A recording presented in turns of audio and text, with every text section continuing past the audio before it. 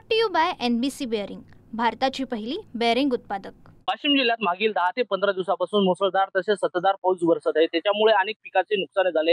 मागील 2 महिन्यापासून खरीप हंगामात जे सोयाबीन पीक आहे पूर्णतः पेरलं होतं, मात्र मागील सततधार पाऊस असल्यामुळे शेतकऱ्याचं मोठ्या प्रमाणात नुकसान झालंय। आपण बघू शकतो मी एका शेतामध्ये, या शेतामध्ये मागील 2 महिन्यापासून ही पेरणी केली आहे सोयाबीनची, मात्र सतत पाऊस चालू असल्यामुळे पावसाचा पूर्ण पाणी ही शेतामध्ये साचल्यामुळे या पिकाचं वाढ झाली नाही। त्यामुळे पूर्णतः पीक हे पूर्ण वाढ ही खुंटली आहे। याच्यामुळे शेतकऱ्याचं मोठ्या प्रमाणात नुकसान झालं। शेतकरी हा पूर्णतः हातात झालाय। आपण बघू शकतो सध्याची परिस्थिती शेताची जर बघितली तर जवळपास आतापर्यंत बाकीच्या शेतामध्ये जिथं पाण्याचा निचरा होतो त्या ठिकाणी डोंगळ्या इतके सोयाबीन असलं पीक आहे, मात्र या शेतात बघितलं तर हे 1 फूट बिन एक म्हणजे 6 इंचच्या जवळपास हे पीक असल्याचं दिसून येते। त्यामुळे शेतकरीचं आता हे पीक वाढणं मुश्किल आहे। त्यामुळे शेतकऱ्याला मोठ्या प्रमाणात नुकसान आहे। आपल्यासोबत काय शेतकरी येतात, त्या शेतकऱ्याला नेमकं काय परिस्थिती आहे शेतीची नेमकीच काय आपण पाहता याच्यामध्ये की आजची परिस्थिती 2 वेळ पेरणी करून सुद्धा जास्त पाऊस झाल्यामुळं तिथं पिकाची आज परिस्थिती तुम्ही स्वतः डोळ्यानं पाहता,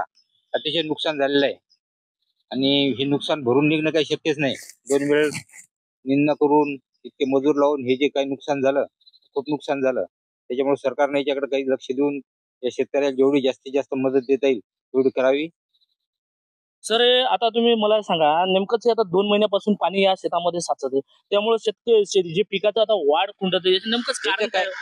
पाणी जास्त झाल्यामुळं, पाऊस जास्त झाला आणि शेतातून जायला जागा नाही, त्याच्यामुळे पाणी साचलेलं आहे इथं। त्याच्यामुळे दुसरं काही पर्याय नाही आता सुद्धा। नेमकंच आता हे नेमकंच तुमचं नुकसान किती होईल असा अंदाज तुम्हाला? काहीच होऊ शकत नाही। आता शेतामध्ये याचं उत्पन्न काहीच नाही, फक्त लागवडीचा खर्चही निघत नाही याच्यामधून, तर काहीच होऊ शकत नाही। पर्याय सुद्धा काही नाही दुसरा, आता काहीच करता येण्यासारखं। तुमची मागणी काय आहे आता सध्या? आता माझी मागणी काही जरी असली तरी सरकारने याच्याकडे लक्ष द्यावं अशी माझी इच्छा आहे। आता सर्व ठिकाणी असं झालेलं आहे, त्याच्यामुळे आपण त्याच्यावर नाही करू शकत। याच्यावर तुम्ही ते आले इथं पाहणी केली, त्याच्यावर सरकारनं समजून घ्यायचं काय करायचं, याच्यावर काय निर्णय घ्यायचा मी वैयक्तिक नाही सांगू शकत। सर्व शेतकऱ्याची परिस्थिती अशी आहे। नक्कीच हे होते आपल्यासोबत शेतकरी। यांचं असं मत आहे की मागील अनेक दिवसापासून पाणी हे शेतामध्ये साचल्यामुळे शेतीचं जे पिकाचं आहे त्याची वाढ खुंटली आहे, त्याच्यामुळे शेतकऱ्याचं मोठ्या प्रमाणात नुकसान झालंय। कॅमेरामन सचिन राणेसह Vitthal Deshmukh, TV9 Marathi, Washim. Brought to you by NBC bearing, भारताची पहिली बेअरिंग उत्पादक।